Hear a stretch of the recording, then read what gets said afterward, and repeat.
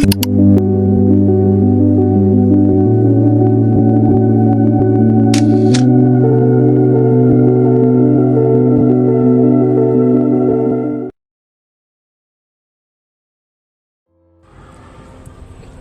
all face conflict at home, at school, at work, in our communities. But what if the key to resolving this lies not in fighting, but in listening?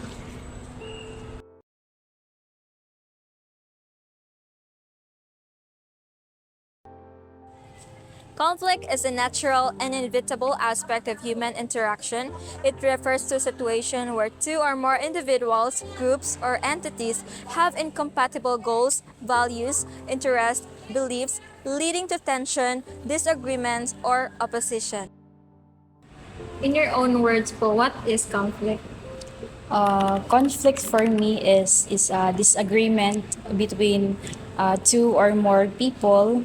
Ano sila ba, murag na sila di pagkakaintindihan or misunderstanding. Why do conflicts arise even in well-functioning groups?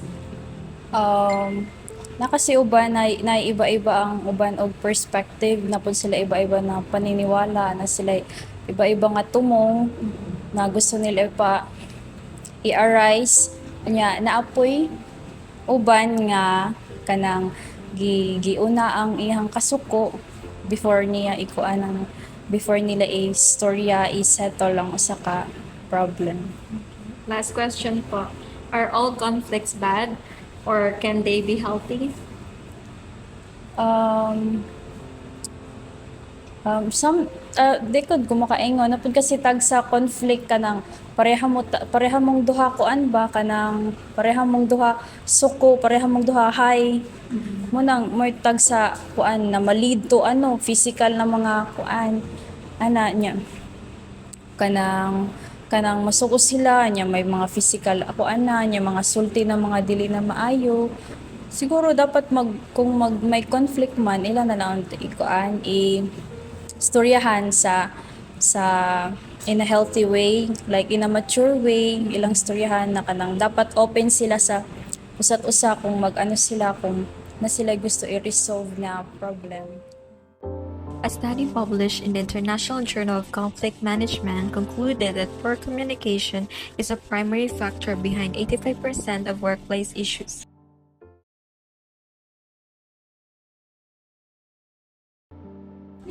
How does communication help resolve conflicts? um, para ma-resolve yung is dapat kabalo mo magintindihan or dapat mag-listen mong duha ba o kaintindihan mong duha para ma-resolve ko na inyong away or something like mga problem.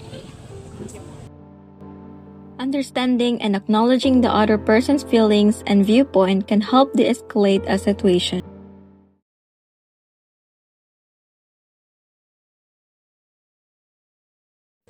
What steps do you recommend people to take when resolving a conflict?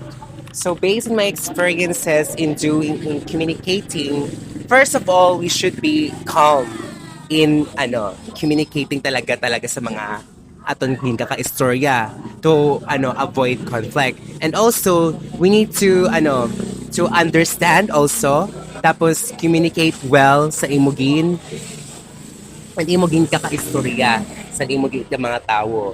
Amo to na akon kuan pinaka strategy or mga technique or mga steps nga akon na recommend para sa people.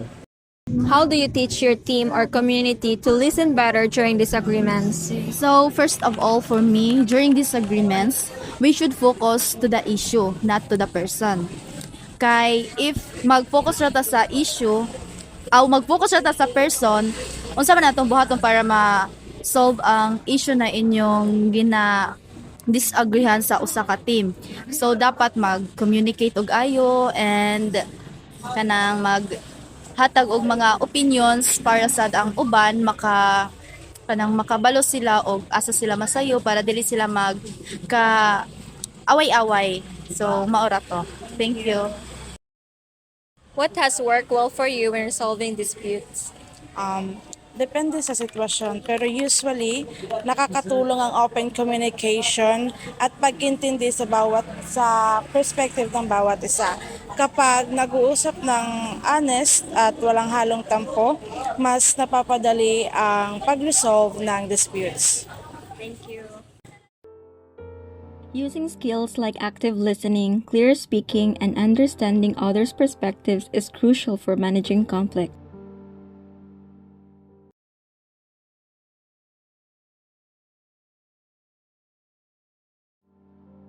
Have you ever had an experience that you have a conflict with a classmate or coworker? What happened? Um, I've never experienced that before, but lately I feel something off with my circles of friends. Something I don't know why. What are their problem to me? But yeah, something off. How did you resolve it? Was the communication a part of the solution? Uh, wala pa man ako na open up nga problema kay or maybe assuming ra ko sa part nga kanang may problema. Pero to resolve it, wala na lang ako gi-mind. Wala na lang ako gi-mind kay I'm just focusing on myself. Why do people often avoid dealing with conflict? I think as nature, I feel that survivability is a must. So I think that's one way to say it. People want to have a much more peaceful internal happiness. That's why they oftentimes want to avoid conflict so that they don't want to anymore to struggle more.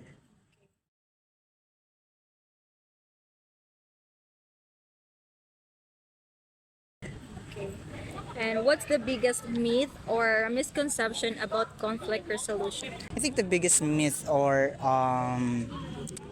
misconception about conflict resolution is actually fixing the narrative, because either way, if there is a conflict between two individuals or participants, I think one thing they want to do is controlling the narrative. So this means that these two persons want to be the good one in this conflict. That's why I don't think that the biggest myth or misconception about conflict resolution is having a total control of the narrative, because I think both sides should be acknowledged, both sides should be listened to, and I think that's how we debunk those kind of myth or misconception, because at the end of the day, we're just people, we make mistakes, and these conflicts or these issues should be resolved within the humanistic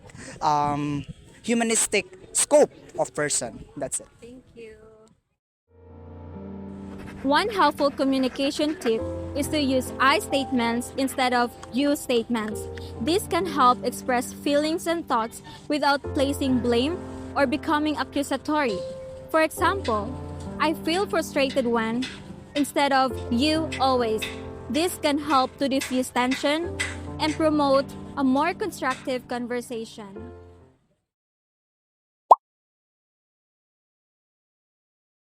To someone in conflict right now. First, take a step back and breathe. Give yourself time to calm down and process your emotions. Second, identify the issue. Clearly define the problem and what's causing the conflict. And last, communicate effectively. Listen actively and express yourself clearly, avoiding aggressive tone or language. Conflict doesn't need to divide us. It can be the beginning of understanding. If we choose to talk, listen, and act with empathy. The more we run from conflict, the more it masters us. The more we try to avoid it, the more it controls us. The less we fear conflict, the less it confuses us. The less we deny our differences, the less they divide us.